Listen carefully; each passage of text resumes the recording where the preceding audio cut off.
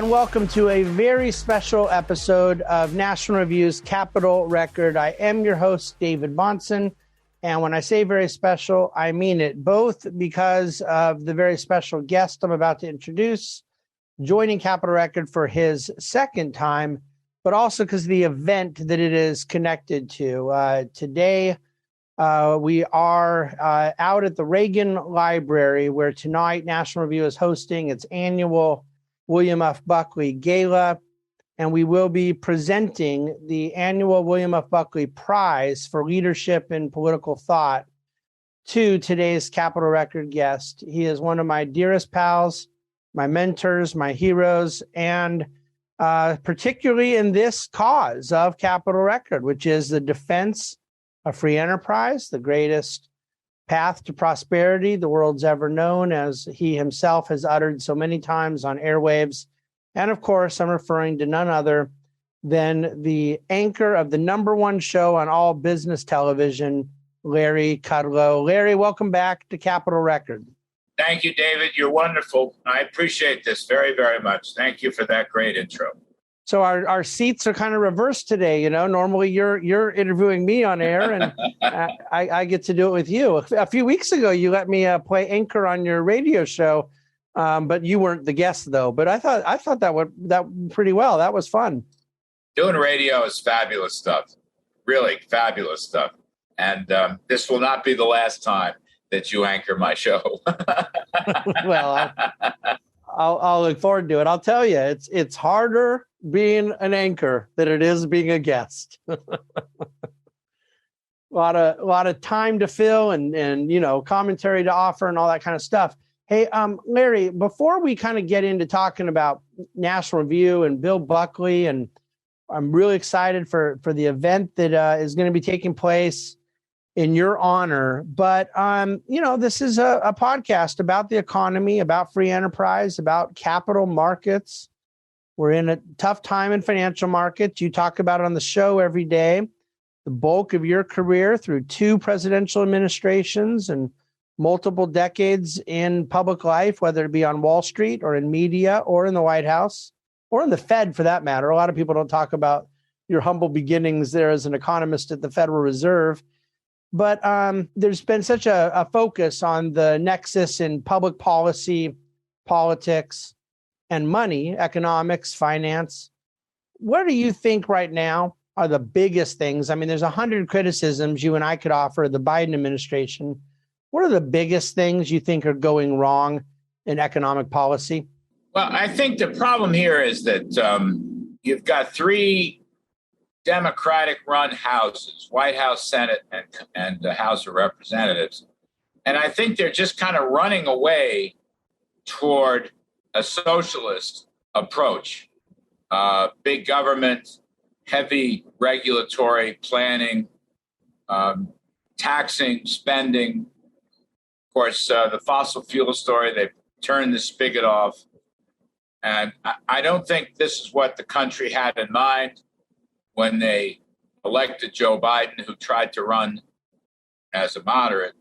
But in any event, what they've done is they've taken a pretty healthy economy, recovering from COVID. They basically inherited a boom with low inflation and very moderate energy prices. And because of policy mistakes, as I say, massive overspending, massive over-regulation, $200 billion worth of regulation in their first year. That's a world record.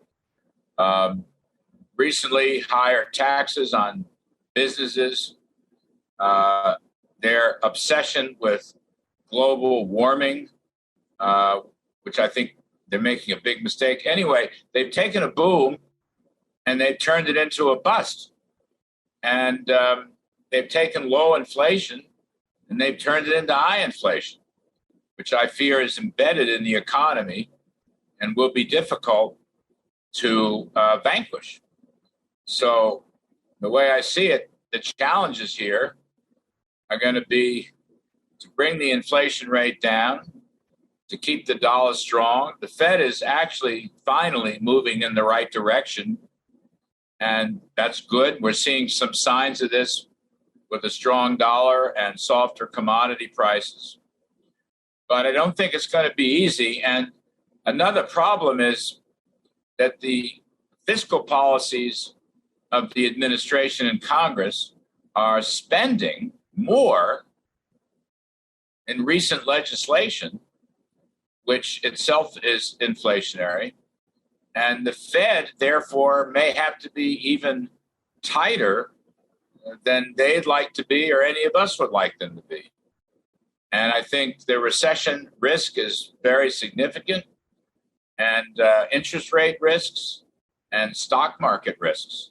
So, it's not a great picture. You and I are optimists. I still am an optimist in the longer term, but this drift toward socialism, as Kevin Hassett would say in his great book, and we're actually having a Fox Nation special on this tomorrow. This drift towards socialism has to be checked, David. It has to be checked to get us back on the free enterprise, free market path. And then the economy can boom again, and we can get rid of this inflation. The elections obviously are going to be very important here. So, Larry, we had a pretty, traditional Keynesian in Larry Summers, who was one of Obama's economic advisors. And we were coming out of financial crisis, and they were prescribing, in typical Keynesian fashion, a kind of counter-cyclical fiscal punch of big government spending.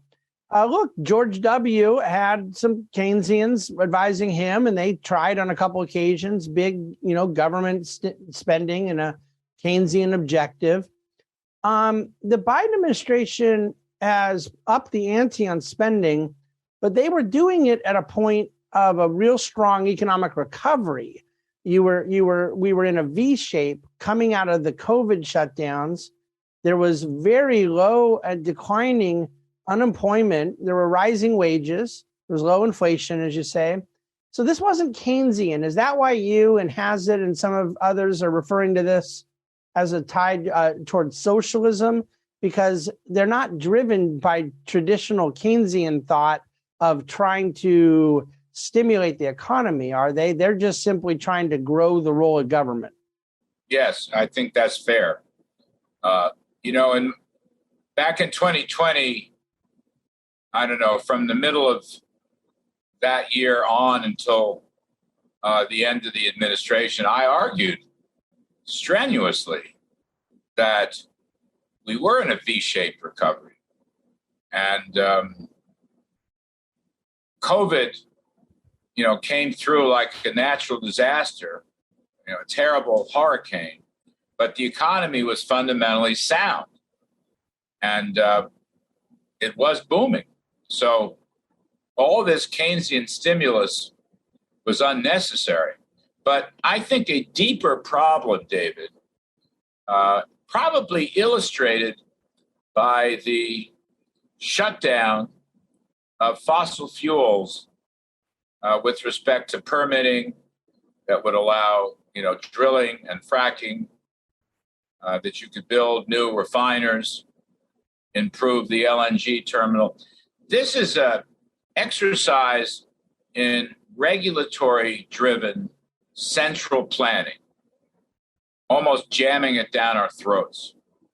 And that's why this is different than the more, you're right, the more traditional Keynesian view of a Larry Summers or a Jason Furman. And those guys, to their credit, have objected to how the Biden administration is operating. I mean, I've never seen a regulatory assault, and it's not just on fossils.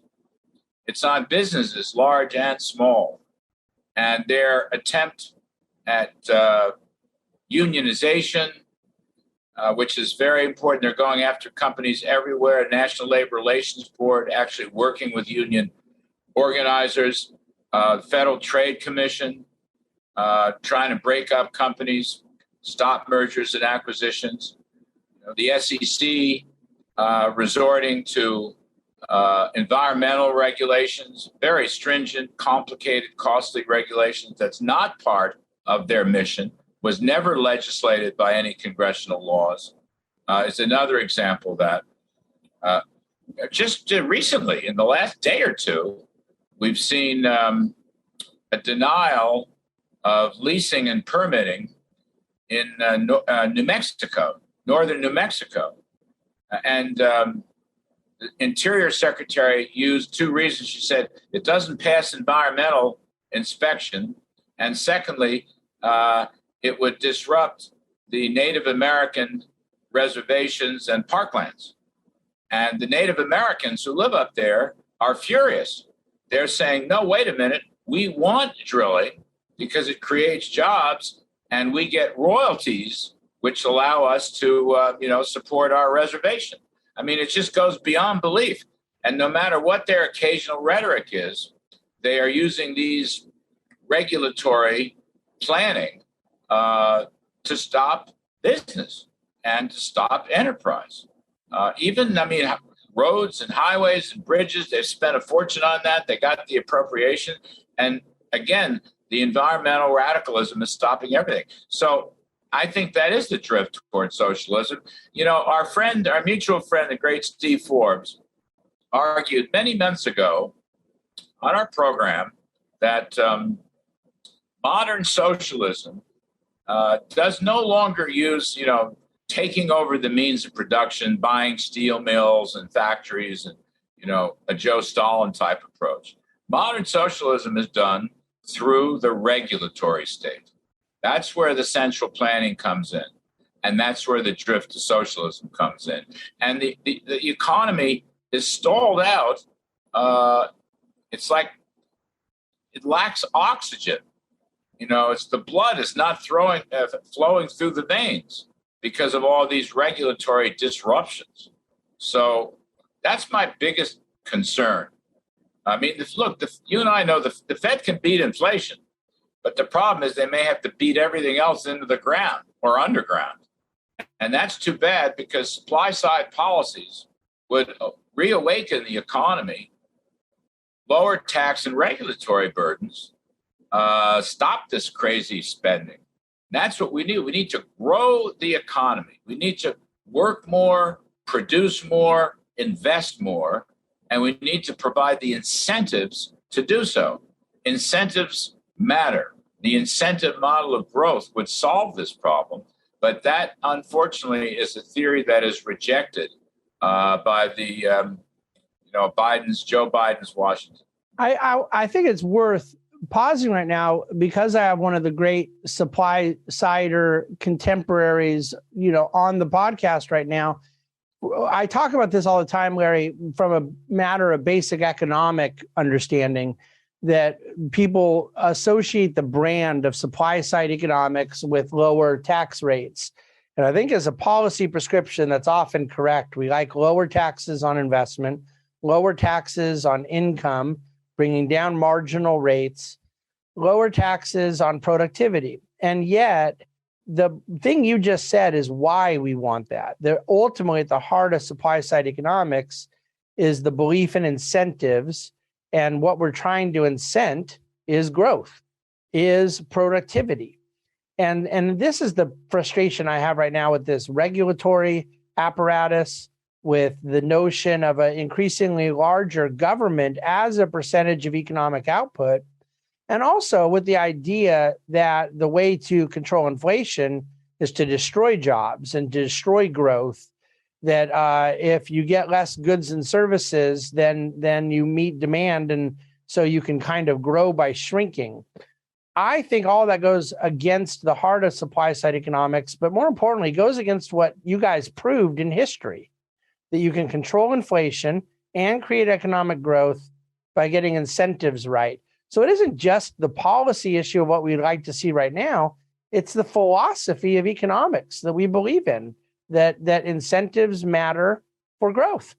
Yeah, growth through limited government or lower tax rates or minimal regulations with the steady dollar is a prescription that has worked throughout history. I wrote about this in my book, JFK and the Reagan Revolution. But every time we cut tax rates, whether it was JFK or Reagan or Trump, what we saw was high growth and low inflation. And every time we resort back to the heavy hand of government that raises taxes and regulations or cheapens the dollar, what we see is stagflation. So history proves which direction is right and which direction is wrong. Right now, we're stuck in the wrong direction. And I think the point here is incentives matter. Art Laffer always says this: if you tax something more, you get less of it. But if you tax something less, you get more of it. And that is the incentive model of growth. And it applies to working, it applies to investing, it applies to risk-taking, it applies throughout the economy. I mean, I want to see more people working. Right now, these spending policies, these subsidies, constant increasing of subsidies, so without any work requirements. I mean, I have Senator Phil Gramm coming on the show. He just finished a book about this subject. The lack of work requirements, workfare as it's called, is one of the most insidious things. The bottom 20% of the economy, the bottom 20% of the workforce doesn't work anymore. And they don't work because we are paying them generously. But even though somebody like myself, look, I learned this from Reagan. We suffered a bad recession with inflation in the early 80s. I'm all for the safety net. America is a generous country. And we need to have assistance when people are badly in need. But that should not be a permanent condition. And what we've seen in the last couple of years is the safety net and the assistance, whether it's welfare, food stamps, housing subsidies, child care, health care. The lack of workfare, the lack of work requirements has made a permanent condition where I think Senator Gramm notes something like, or actually it might have been Fred Smith, the chairman of FedEx, was on the program. Something in the bottom quintile, David, the bottom 20% of the economy, only 36% of the people are working. Only 36% are working. Why? Because they have enough assistance programs up to $100,000 for a family, a household, two-earner household with two kids, up to $100,000 of government assistance with no work requirements attached to it. I mean, that's a staggering number. That goes way beyond the safety net. That's a socialist vision where government is the employer and government is the producer and government is the ultimate central planner. And Biden's Washington believes this, but it has to be overturned. If we're going to go back to prosperity, we have to go back to the free market, free enterprise model and provide incentives, not subsidies. Another historical validation of what you're saying specific to this subject of workfare, and you and I are both pretty fair politically. If a Democrat does something well, you're going to say it, and if a Republican does something poorly, you're going to say it. But Bill Clinton, with Newt Gingrich in the House, Bill Clinton signed workfare requirements into welfare reform. And, Larry, I do a daily market commentary called the DCtoday.com, and I have a section called Against Doomsdayism every day because I get tired of all the doomsday talk. But you know that single mothers before Bill Clinton signed a work requirement and welfare reform, that the amount of single mothers who were able to find work or were choosing to find work was 65% in the early 90s, mid 90s, and it's over 80% today. And that with that, child poverty, extreme child poverty dropped by 60%. this is something that has historically been proven to work. It not only adds to the dignity of the people involved, but economically, it's pro-growth. It gets people useful, feeling productive in society. It adds to their economic well-being. And because we're talking often about the lower income rung, you're talking about children. You're talking about poor families.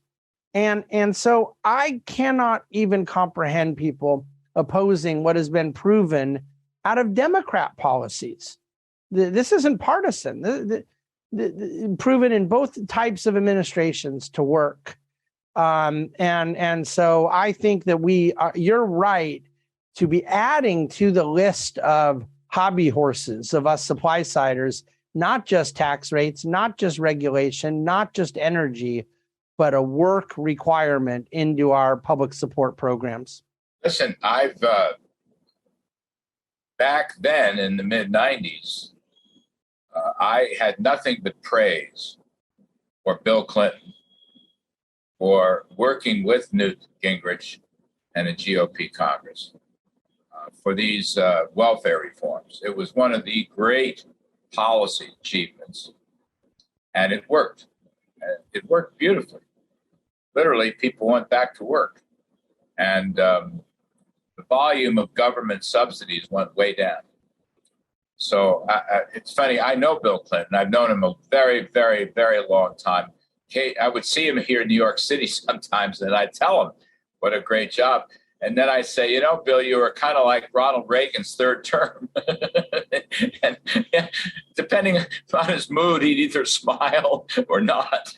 Yeah. But I mean, I actually have a good history with Bill Clinton. So you're right. This doesn't have to be partisan. But unfortunately, the Biden group today does not have that vision.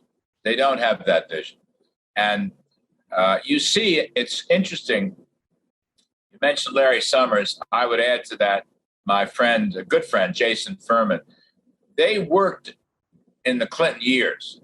They cut their teeth in government policy during the Clinton years, not the most recent years.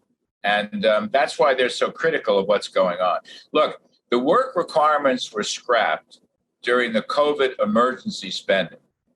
And at the time, I thought that was a mistake.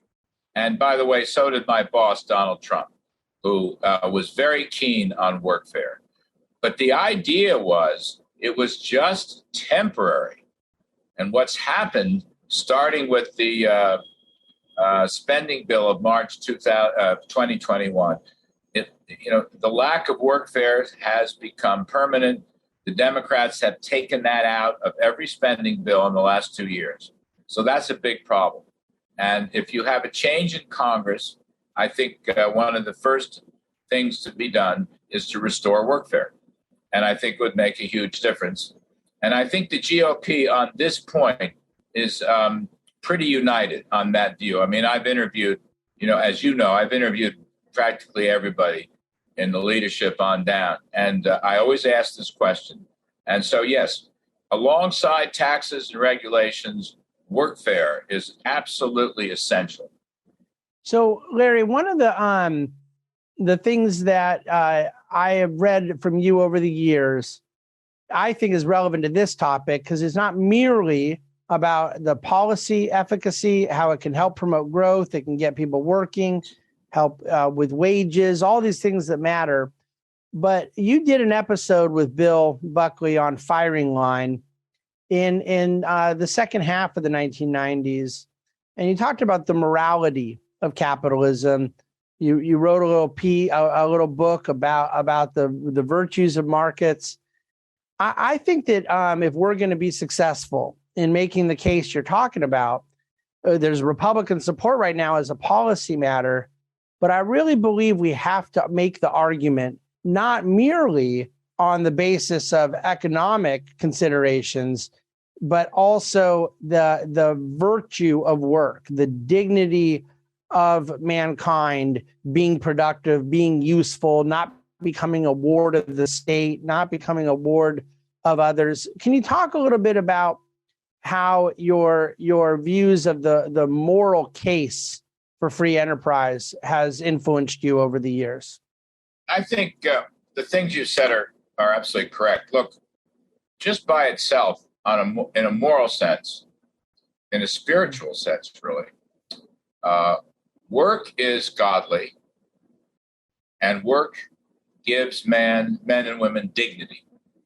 You know, the best work I've ever seen on this was done by Arthur Brooks, who ran the AEI for many years, who wrote on this point. I once had a 1-hour interview with Arthur in front of 300 or 400 people at National Review. This goes back a ways, but really this was the topic. And he did all this longitudinal analysis where he literally interviewed and looked at data for tens and tens of thousands of people, and he surveyed them. And it turns out that people who are working for a living, are much happier than people who are living on government subsidies. Much happier, by their own admission. There is no dignity for government subsidies, the government dole. There's no inherent virtue in it. It doesn't make people feel better. They do it, but it doesn't make them feel better. And it wasn't about income levels. It didn't matter whether you were rich or middle or lower middle or whatever. Folks who work are happier. So I've always felt that, there's some ingrained ingrained sense inside folks that literally they're doing the Lord's work, that they're making a contribution to their kids, to their families, to their business, to their communities. They're important.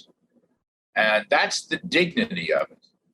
And I think we've lost that in recent years. I think we've lost that sense of the dignity and morality and contribution and service of working.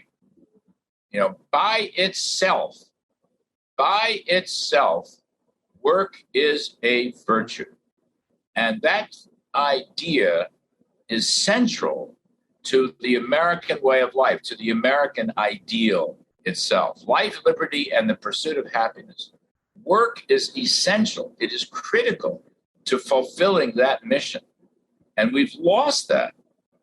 We've seen people on the left talk about, let's give people money so they can go off and be free to pursue their hobbies. They can become artists. They can spend their time at the beach and this and that. It's crazy stuff. Demeaning work. And you can't do that. A healthy society has its people working. And by the way, I think that's spread. People working are law-abiding. Crime rates go down. Local communities improve if you're working, but they deteriorate if you're out of work or living on the dole. I mean, I could go on and on about this.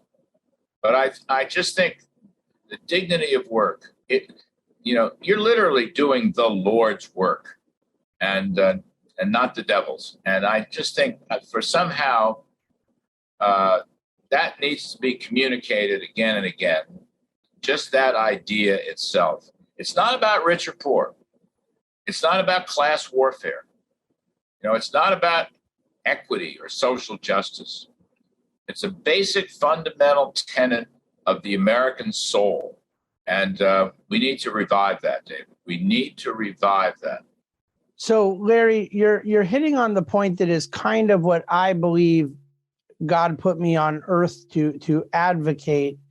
This is an economic and spiritual point, both, that has to be synthesized. And I would just add to the beautiful comments you just uttered that I think it's at the heart of what it means to be a supply sider, to be a defender of free enterprise. It is not merely that I think we get a more efficient and more prosperous and more productive economy with incentives and policy a focus on the production of goods and services, but I think it is more in line with how God made us to be, where Keynesianism not only struggles with central planning problem, with excessive government spending and indebtedness problem, but it starts with the belief that mankind is fundamentally a consumer.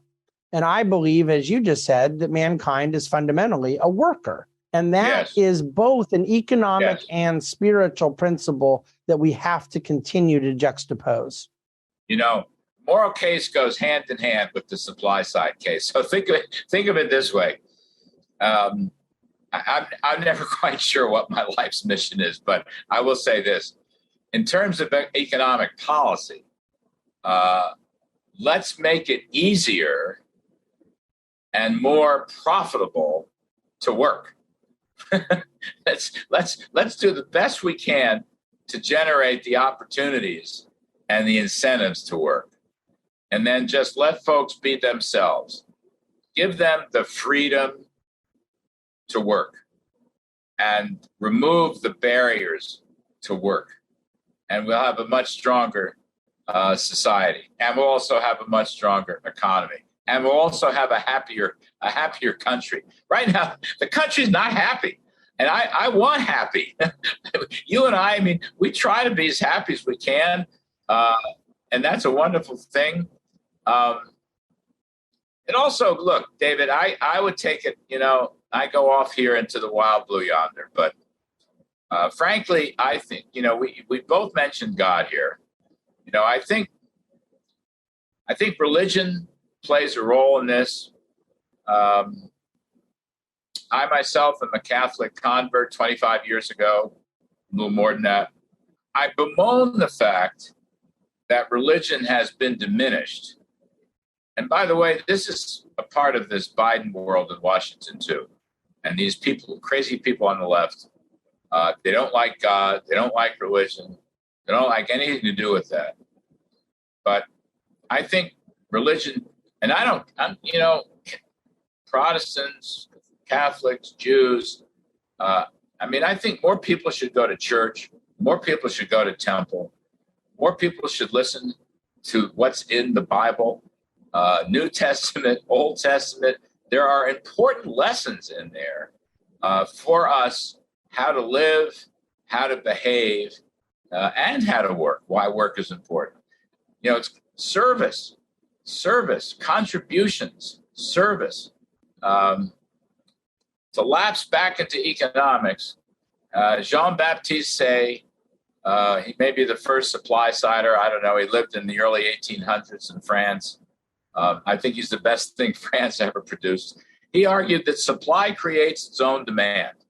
And I would say that, people who work create supplies, workers creating goods and services. And then that creates the income, and that creates the consumption, and that creates a healthy society and a healthy economy. So and it creates social cooperation because we don't produce goods and services unless they're meeting the needs of humanity. And so all at once, the profit motive driving the production of goods and services is forcing us to compete, to be attractive to others, to get along. And so you get this entire sense of social organization that socialism and central planning work against. And it's funny because what you just said is so powerful that we're everyone's sitting around wondering, what do we do about this divisiveness, this polarization, this tribalization? People are not happy, but they're also angry at one another. There's too much fighting about politics. There is too much opioid epidemic. There's too much desperation. All these things that you and I find horrifying. And I think so much of it, not all of it, it's not utopian, but so much of it gets solved for with a healthy restoration of the Judeo-Christian value system and a repurposing of one's life around productive work. Yes. Years ago, I wrote a column. I can't remember all these columns, but Uh, if you go to church or temple on Saturday and Sunday, you're going to do better in the stock market on Monday. Yeah. I don't mean to be so glib, but that's kind of the point that I'm trying to make. Anyway, I think that religion is a good thing, not a bad thing. I think we can learn a lot from the big book, from the Lord's big book, from the Bible. Actually, you can learn a lot from our big book too. But the point is, good values lead to good decisions. And some of that, not all of it, because America is a great country. And there's 160 million people that do go to work every day. And we want to get more, but we've lost some of that religious thinking or spiritual thinking. And it's not good. It's not good. The other point you're making, civility is a lost art. And that is most unfortunate. The ability to disagree with somebody in a polite, respectful way has deteriorated enormously in our culture. Yes, you see it in politics, but I think you see it just in civil life. And the communal cooperation has been lost. What de Tocqueville so admired looking at America in the middle of the 19th century, the communal organizations, the fraternal organizations, and that does include churches and temples and so forth. But we've lost a lot of that. I should be able to have a conversation. Let's go back to economic policy and politics. I don't like name calling. What I do like is the use of facts, history, but I like to respect the other side and try to bring them along. And I think we all can learn. There's no monopoly on learning. There are teachable moments out there, but not if we're screaming at each other. I mean, I've said this many times, David. This is a sidelight, but I want to take Joe Biden. I know Joe Biden. I have known him for a long time. He appeared on my old TV show on CNBC many, many times. And I knew him personally, and I liked him. He was a man of good humor, old-style guy, and politically kind of a moderate Democrat, sort of. Much of a moderate liberal. Anyway. At the beginning of his administration, when I left Washington, came back to broadcasting, I hated the word lie. I said, presidents, it's disrespectful. I used the term cognitive dissonance, which is, a sort of glib way, but I just didn't. But here's where I am, that Joe Biden now, in all these interviews, is just plain not telling the truth. It's just not telling the truth.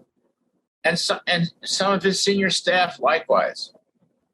And I just hate that. I mean, the other night I did my opening riff, and I literally apologized for calling him a liar. But I don't know how else to do it.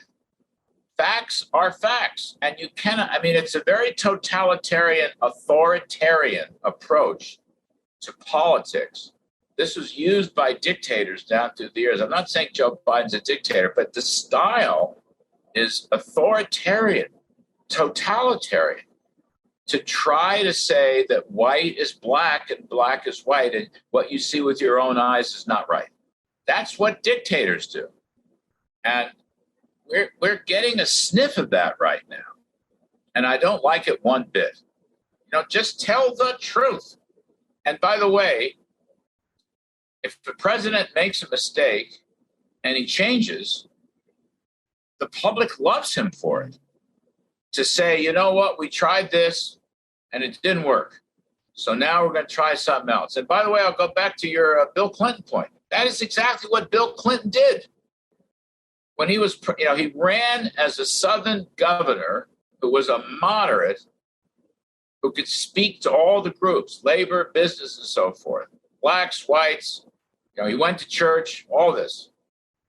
And his first couple of years in office, he ran as a, he started providing all these big government policies. And he got clobbered in the midterm election. So what did he do? He apologized. He changed. He gives a State of the Union, says the era of big government is over. And the next thing you know, he's making a deal, an unbelievably important welfare reform deal with Newt Gingrich. He's cutting the capital gains tax, et cetera, et cetera. And the economy starts booming. And the stock market starts booming. And the unemployment rate keeps falling with no inflation, no inflation. Working folks and producing folks do not create inflation. I just would love, and I would praise Joe Biden if he would do that sort of thing. I just would praise that. Reset. You've gone too far. And, stop calling people fascists and all this stuff. Stop that. That is not healthy. And it's the same whether you and I are talking. Look, you and I have had, we've had disagreements about, okay, that's fine. We can talk about it. One of the things I learned from Bill Buckley was how to use self-deprecating humor and being clever and being calm and being civil. Now, Bill Buckley was a model for how to conduct yourself in public life. Ronald Reagan was a model of how to conduct yourself in public life. And by the way, although I did not know Reagan that well, I knew Bill Buckley very well. He and Pat were personal friends. My God, they took care of me and Judy for years in our worst moments. Bill Buckley taught me how to be civil. Sitting around, I can't tell you how many dinners we had up in Connecticut or here in New York with Henry Kissinger, for example, and arguing around the table with humor and respect and some self-deprecation. Those are wonderful models and values. And we've lost that for some reason. We've lost that, and we have to regain it. And when I come out to California and accept this wonderful honor that you and the NR are bestowing on me, which I'm not sure I really deserve. But when I do that, I want to talk about Bill Buckley. Yes, Bill Buckley believed in freedom and free markets and capitalism, and he was a great anti-communist. And he, believed in, and he was a religious man. He went to church. He was a high church Catholic. But Bill Buckley taught us on his television shows and in person how to conduct civil discussions or disagreements. That is a lost art. He taught me that at a time in my life when I needed somebody to give me direction and guidance on how to live. And he was essential to that. Essential to that. As much as his brilliance and his devotion to freedom and America. That's what I learned from Bill Buckley. I mean, I can remember at parties, these beautiful parties he would hold, especially the ones out in his old place in Connecticut on the water on the Long Island Sound. Bill Buckley would take my wife by his hand and sit her down by the piano. He was a brilliant piano player. My wife, she's pretty good. I mean, she taught piano when she was younger. And they would play duets in front of 100 people at a dinner party. And I'm watching this, and it's unbelievable. But he did it because he loved her, and he did it because he loved us, and they invited us to everything, large and small. Pat Buckley was the same way. Every single dinner, we used to have those old NR staff dinners at his house here in New York City, and she would order me a Diet Coke. And when I finished it, she'd make me have a second Diet Coke while everybody else is, drinking their heads off. And I can't tell you how wonderful that was. I mean, I could talk about that for hours. I see it in my head, in my mind. I've never forgotten it. with my wife sitting there on the bench in front of that piano playing a duet. Imagine that. Bill Buckley. Oh, my gosh. So, Larry, here's why you do deserve this prize. Because everything you just said about Bill's influence on you is true of your influence on me. Oh. I hope you know that, because I mean it. That's a wonderful thing. That's a wonderful thing. But we're in it together. That's the key. We're in it together. And we have been for quite a while, ever since we met. And it's a wonderful thing, David. We understand each other. Friends are very important in life. Friends are very important in life. And, asking for help and accepting help is very important in life. I don't care who you are, highfalutin, lowfalutin, whether I'm sitting there in my office on the second floor of the White House or whether I'm someplace in a church basement. It's the same principles. It's the same values. And I work hard to keep those values up. Nothing's perfect, but I work hard to keep those values up. It's one of the things I've learned in my long life.